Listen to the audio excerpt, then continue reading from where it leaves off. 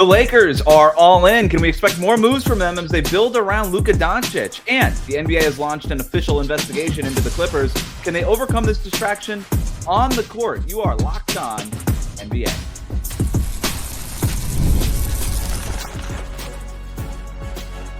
You are Locked On NBA, your daily NBA podcast. Part of the Locked On Podcast Network, your team every day. All right, welcome back to Locked On NBA. Thanks for making us your first listen of the day. We are free and available wherever you get your podcast. Part of the Locked On Podcast Network, your team every day. I'm Wes Goldberg, and today we're talking about the Knicks filling out their roster and the Clippers trying to keep things together on the court this upcoming season. We're doing it with the Locked On local experts, and I have two of the best with me, as always, from Locked On Nuggets. He's a senior NBA writer for the Action Network, Matt Moore. Matt. Happy Friday to everybody. Eurobasket get wrapped up next couple of days. That's exciting. We're going to be entering muscle watch season. Like next week, we're going to start hearing he looked fantastic in the runs. Looks great. No, like guys are going to start trickling in. It's muscle watch season, baby. And from Locked On Bulls, also a Bears and Bulls creator for Bleacher Report, Haize. Are you in muscle watch season? How's your muscle watch going, Haize? I mean, I am down 15 pounds. Shout out to that, 20 pounds away from my goal weight. So there go. You go. That's beautiful. Let's go.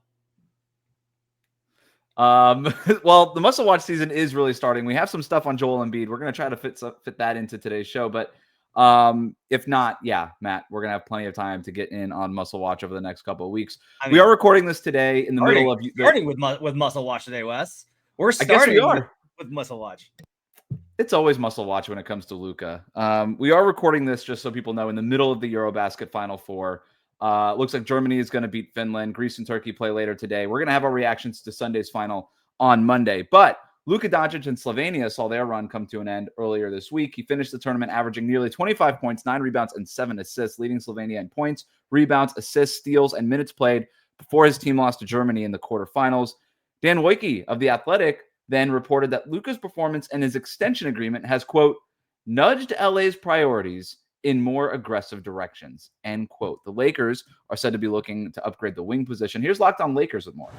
Have notably improved the team, and they've been able to do it in a way that hasn't cost them material, which is great.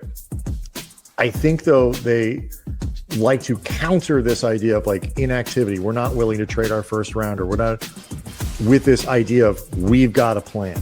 Right now, the only player that's available, seemingly available, that fits with something the Lakers need, it's Wiggins.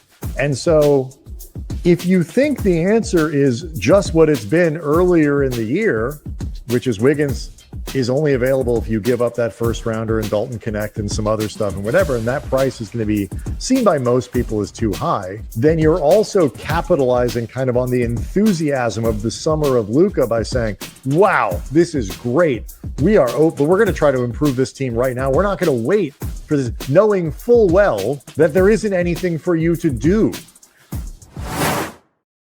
So that's Brian and Andy Kamenetsky from Locked On Lakers expressing a bit of skepticism about whether or not the Lakers are actually all in or if they're just saying they're all in.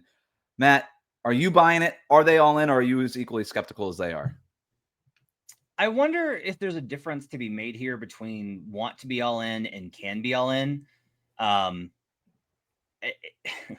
If you can't successfully add superstars around Luka, if you can't successfully pitch guys, if you can't make big free agency signings, doesn't it make sense to be like, well, we're going to do it later. We didn't want to right now. I didn't want to. We're going to do it later. That to me seems like it never made sense for them to kind of kick the can down the road. Haize, like it never made sense to me to be like, hey, we got Luka Doncic, but we'll see. Maybe in 2027 we'll just hang out for 2 years. Like that didn't make any sense to me. So I don't know. I think trying to figure out the Lakers' intent has been difficult the last couple of years. I don't necessarily think that you can have a lot of confidence in Rob Pelinka at the head of the ship. And until, Mark Walters takes over, Jeannie Buss is still ostensibly in charge. So I think this might be more about, I think they want to be all in. I'm not sure they know how.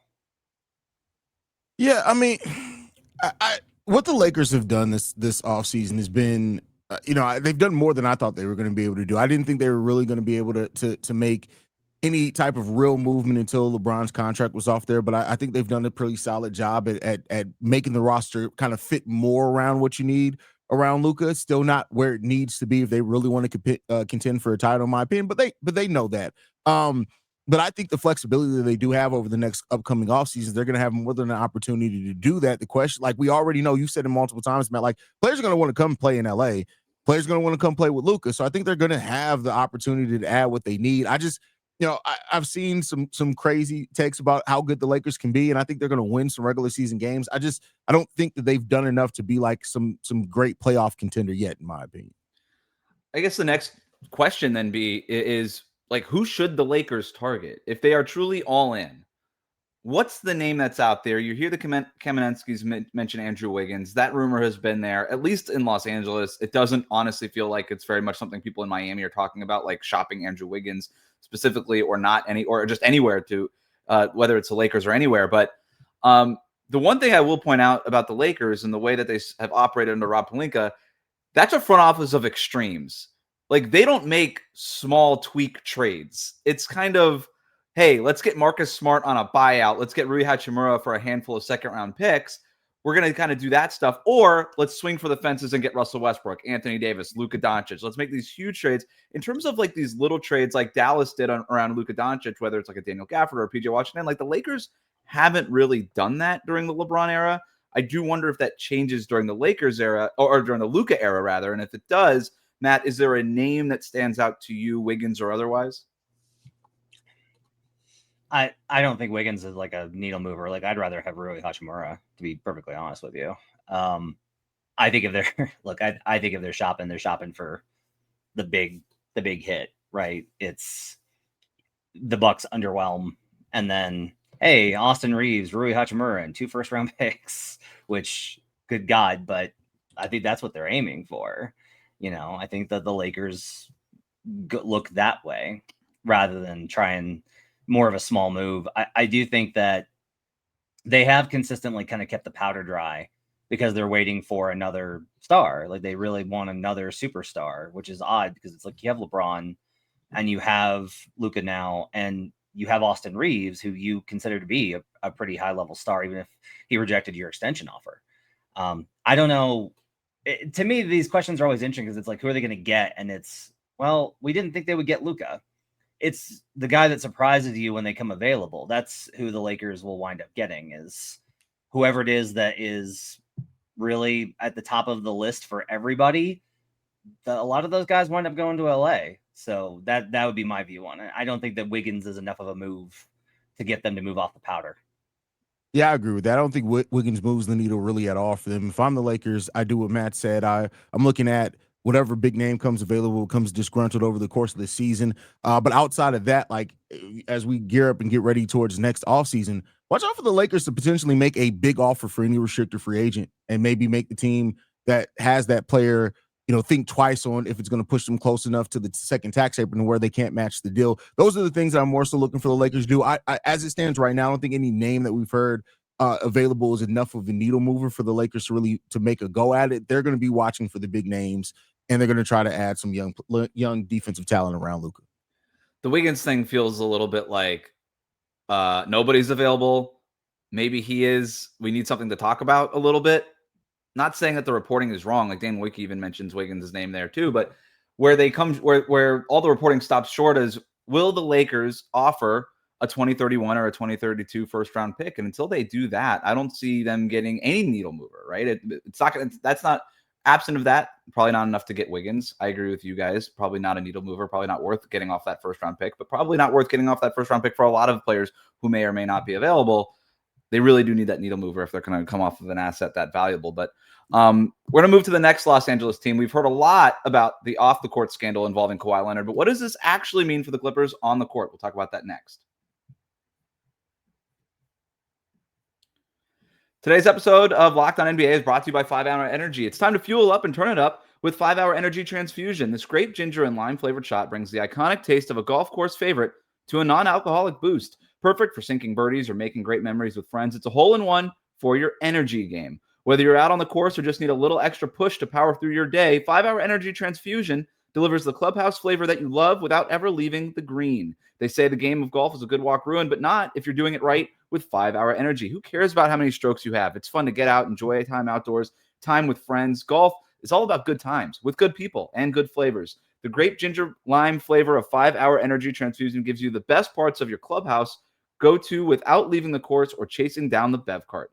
Now you can amp up for even more fun. Just buy, snap, and enter for a chance to win a dream golf trip for 2 to any golf tournament in the USA. Tee up that trip. Visit the number 5hewin.com for full rules and entry. No purchase necessary. Excludes the Masters tournament.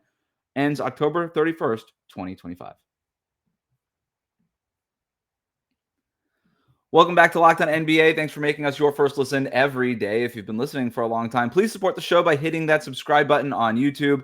On Wednesday, Adam Silver said that the NBA is launching an official investigation into the Clippers' dealings with Kawhi Leonard and potential salary cap circumvention, and a resolution is not expected for a while, guys. On Thursday, Jake Fisher reported that the process could take a year.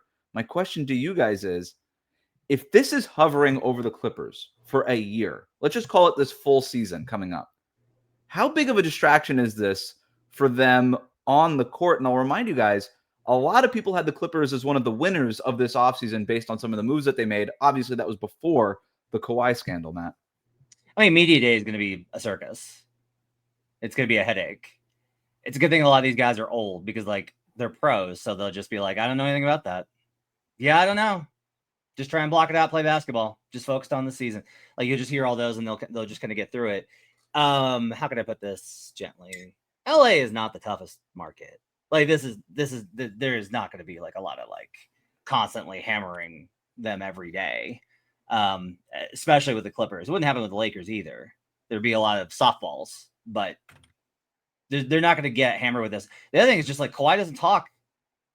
He doesn't even when he's healthy, he doesn't talk. Like, he'll wait you out and barely say anything. So you're not going to get anything Kawhi out of this. It will be a distraction.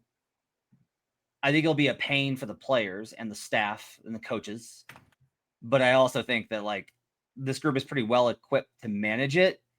And there will be no furthering of the story by their comments. And that will help it die down, assuming that Pablo Torre ever runs out of ammo in what is seemingly an endless bag of evidence that he seems to have. You know what it seems like Pablo Torre is? It's like when you somebody's already down and they start to get up and you just like, oh no, we're not done yet. Let me kick you again. One more. That's what Pablo Torre is right now doing. As far as the impact on the court, I don't really expect it to have that much. I mean, maybe it'd be a little bit of distraction, especially at media day. I can't imagine that Clippers media day, like every player is going to be asked about it. That's going to kind of be the focus. But once you get a chance to get into training camp, start playing preseason games and focus just on basketball, this is one of the oldest teams in the league. They got veterans. I don't think like the question is more, how much is Kawhi going to be on the court more than how much this distracts them on the court, I think is the bigger question here. So I'm not really too worried about it being like a huge distraction for him.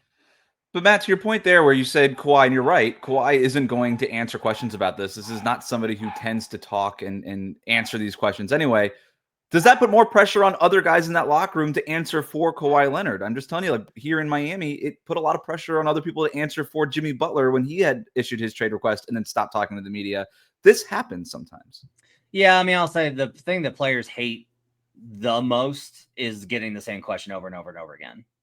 Like, they hate it. It's just really obnoxious to them to have, because if you think about it, so like Harden's going to have to answer questions most of the time. And so like James is going to get constantly asked about it. And James is going to be like, as I've said before, I don't know anything about it. It's not part of my deal. I support Kawhi as my teammate. That's my brother, blah, blah, blah, blah, blah, blah. So it's going to be annoying, but there's, I think, a difference between annoying and what causes, I think, breakdowns like the one in Miami is the uncertainty. Like, you don't know what's going to, you didn't know when Jimmy was going to get traded. You didn't know if they were going to trade one of the players with him. You know, if they were going to tear it down. That causes, I think, a lot of stress in the locker room, but that's not this. This is just like, are they going to wipe out Kawhi's deal? Is our front office going to be, you don't really hang out with, like, you will talk to the front office throughout the season if they are around. Some guys don't hang out around the locker room. So I just don't think that there's much of an impact here. I think NBA teams are pretty insular communities, and they just kind of do their thing and hang out and go through their stuff and do their stuff. And, by January, this will either be settled or it's like, well, we're not going to hear anything about it and we'll be on to something else. Yeah, the story, they just got to let this pass. I mean, it's going to be a thing. Like, of course, if the NBA comes out with their findings or whatever else and makes a decision, it's going to be a big story then around that time. But I once basketball starts, I don't really see this being a story after November 15th. I think we'll be focused on basketball at that point. There's a lot of other things within the Clippers to focus on too, right? Bradley Beal becoming a part of a rotation, no longer making $50 million. Chris Paul returning to the Clippers. All-Star being hosted by the Clippers in February. There's plenty of other, for now, I suppose. There's plenty of other things to talk about if you're the Clippers or if you're Clippers media. Haize, I want to ask you this because I've been thinking about this too. Let's say that they negate the deal. Let's say that they wipe out the extension and they say that Kawhi can't re-sign with the Clippers. That's an extreme measure. Like, that is a hyper extreme measure that the NBPA would absolutely just, that they would shoot fireworks from body parts over. Mm-hmm. But let's say that that's the end result here, is that it gets to be November 1st, and the announcement is that Kawhi Leonard's deal with the Los Angeles Clippers has been revoked. He is no longer on contract to the Clippers. He cannot re-sign there. He is able to sign for the mid-level exception wherever he chooses as like the max because nobody else has money. Would you count out the Clippers at that point? Count them out as far as making a playoff run, not championship. But look at their roster. I think they can make a run at like a run at the playoffs. Run in the playoffs, probably not. I'm not that high on the Clippers anyway. But so I mean, yeah, it depends on what they would do to rebound after that. But yeah, I'd still think that they can make the playoffs. I wouldn't necessarily pick them to go in like a deep playoff run though. Like James Harden, Bradley Beal, Chris Paul, old, Chris Dunn, Ivica Zubac, Nick Batum. Like, that's a solid, probably playing Western Conference team. Brook Lopez, like, they got guys. They got a lot of guys. So that's what I think is interesting, is like, even if Kawhi takes, now everyone wants to know, like, where does Kawhi go if that happens? But I think we got to get to the point of that actually happening before it's worth talking about. One other hypothetical I want to throw at you guys before we get out of this Clippers part. If you're another front office watching this play out, understanding that they're under investigation, that they could have, if it's a similar situation to Joe Smith and a similar penalty, if the NBA finds that they are at fault here for salary cap circumvention, if they get docked draft picks, if they get docked a salary, if they have to wipe away contract, whatever it might be. If you're another front office in the NBA, are you eager to do business with the Clippers if the Clippers decide that they do want to make trades at some point, whether it's players or draft picks that they currently have? Or are you, like, we've heard enough from the reporting here that basketball people are pretty upset with the Clippers based on the alleged salary cap circumvention. Could other teams start to freeze the Clippers out if the Clippers are trying to make moves? No, because it's always like you've only got 29 partners. You've only got 29 people you can trade with. And there's already teams that you're like, I'm not trading with that guy. So I don't think that from a trade standpoint will happen. The sponsors question, I think, is really interesting. I think a paper company should come along and try and be a sponsor. I think that would be absolutely incredible. It's like a betting company coming in and bet and giving a sponsorship to Malik Beasley. It's not. What are we doing? So I think that there's going to be ramifications here, but I'm not sure that it's going to be enough to like freeze out the Clippers in any sort of serious sense. Maybe they can get Enron to sponsor them. They're not still around, I don't think. Speaking of filling out rosters, the Knicks are in the process of filling out their roster. They have some decisions to make, though. Some big names battling out for their final roster spot. We'll talk about that next here on Locked On NBA.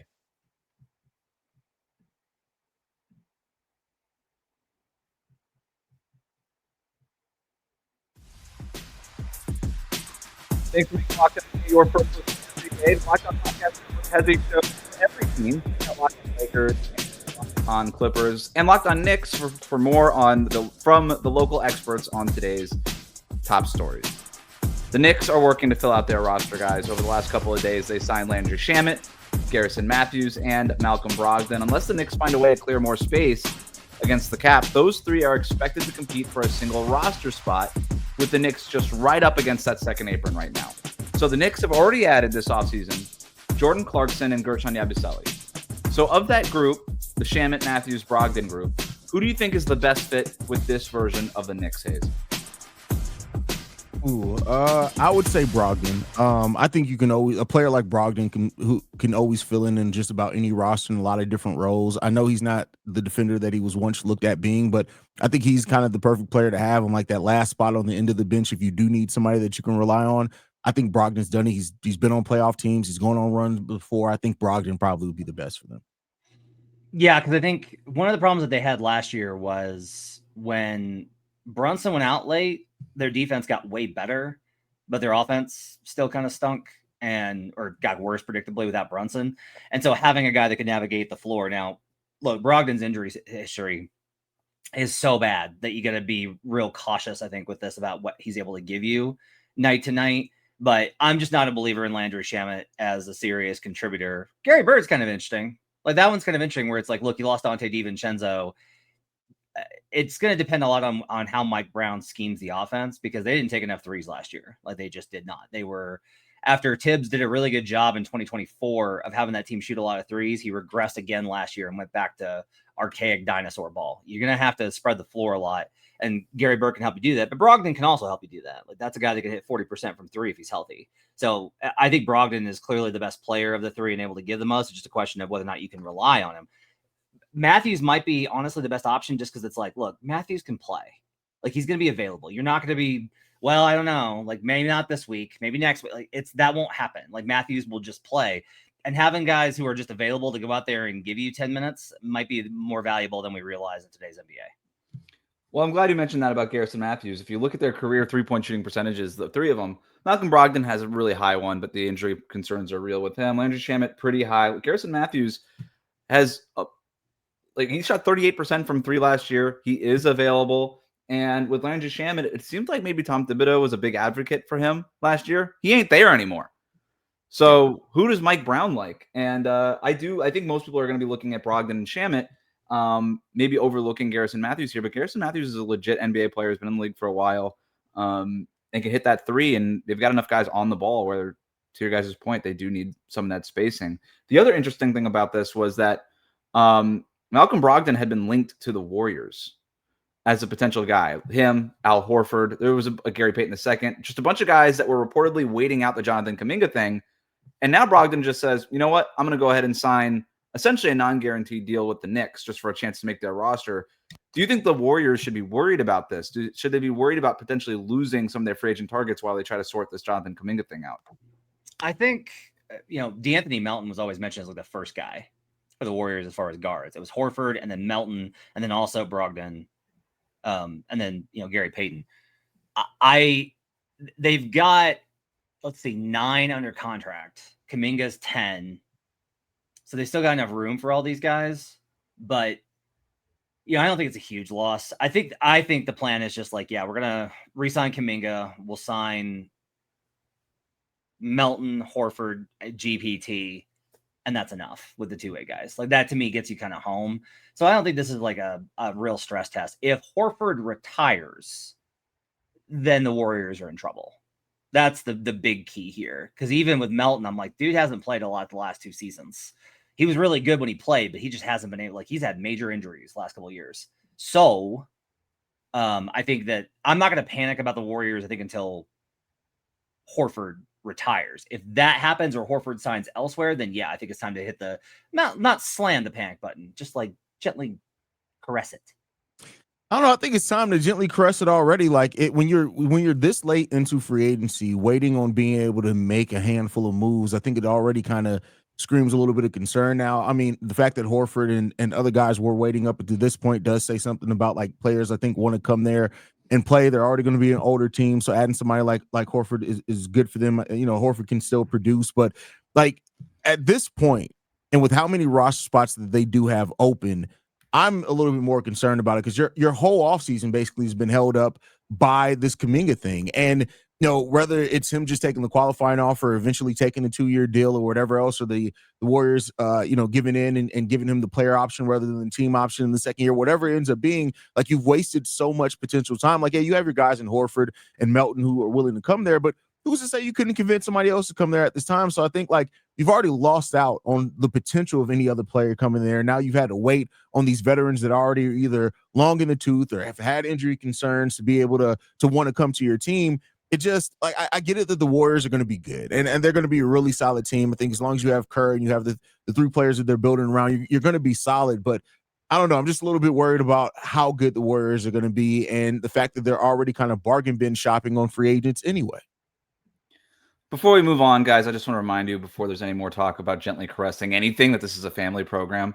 To throw it back to the Knicks, though, have they done enough this offseason already for you to think about them as potentially favorites in the Eastern Conference? Is there a gaping hole on that roster where maybe they should be looking at guys that aren't Shamet, Brogdon, or Garrison Matthews, Matt?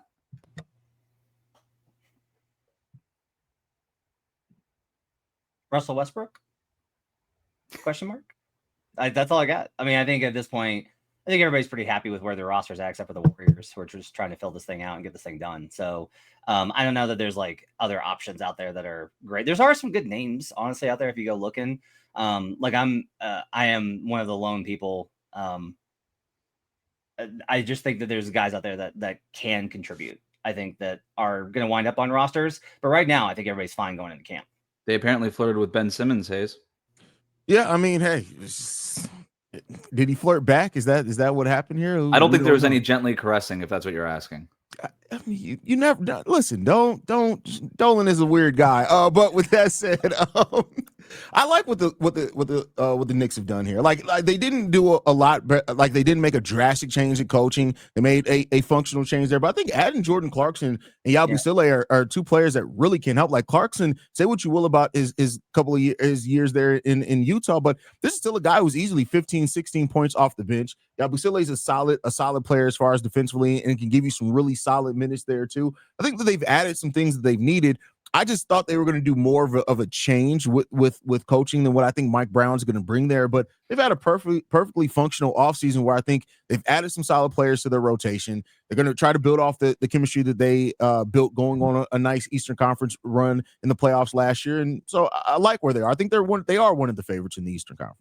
I mean, I agree they're one of the favorites. They have to be just because the East is so vulnerable. But my biggest questions are just about chemistry. It just seemed like that team was really stressed at the end of that Pacers series and was kind of fraying at the ends. I just don't think everybody was on the same page from a number of perspectives, and they got to get that figured out. Like, you got to get everybody on the same page with a new head coach, and that could be a challenge. I don't think it's going to be about the roster. They've got 8 guys that can throw into a playoff series before we talk about any of these other dudes. So it's like that those 8 guys are what matters, and those 8 guys are all really good. The question is, can they collectively be good enough to win the matchups they're going to have to against an Eastern Conference where not only are the Cavs there, but one of these teams is going to fill the gap and look like a contender, whether it's Orlando or Detroit or somebody that we don't even suspect right now.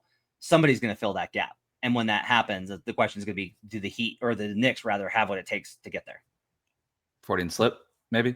It is Friday, so it's time to end the show with our favorite thing of the week. Matt, what stands out to you? This week there was a photo posted of Victor Wembanyama with Daniel Radcliffe and Tina Fey at a backstage at a Broadway or a West End production. And it's just these random photos of NBA players with the most random celebrities always get me, where it's just like, that's just like a collection of humans I never would have thought. It's just like it's like a random celebrity generator. Victor Wembanyama, Harry Potter, and Tina Fey. Like, that's just an absolutely incredible combination of humans. That's my favorite thing of the week. Haize? Josh Giddey finally signing this deal with the Chicago Bulls. Like, it's my favorite. This to get it over and done with. Like, I have 70 days. I've had to talk about this Josh Giddey thing for 70 days. I'm glad that it's over with. I'm glad we could just focus on training camp as Bulls fans, and we can get ready to be very, very mediocre this season. I'm ready to focus on that. How do you feel about Kobe White wanting $30 million or more? I mean, when you look at Kobe White, and me and Pat had an exercise on this. We looked at what Kobe scores per game, the rebounds, the assist, for a shooting guard. And honestly, Kobe is in like the top 12 to 15 shooting guards per production. Now that he's coming in with the number one scorer, which he's never done. If he just, I think I did the math. If Kobe White just gets to the free throw line 2 more times a game and hits that at 90%, we're talking about him being a 24 point per game scorer. And there are only 15 players in the league that did that. So I'm not really surprised with Kobe White asking for $30 million. 55 million, 55 million per year for Kobe and the Giddies. That's a lot. That's a lot. Maybe not really. When you look at it, that actually puts them around like the 18th highest paid backcourt in the league. That's about where the Bulls are. Fair enough. Good point. If you like what you heard today, subscribe to Locked On NBA wherever you get your podcasts, including on YouTube. Thank you to Matt and Haize for their expertise every day. Thank you for making Locked On NBA your first listen. We'll see you right back here on Locked On NBA next week.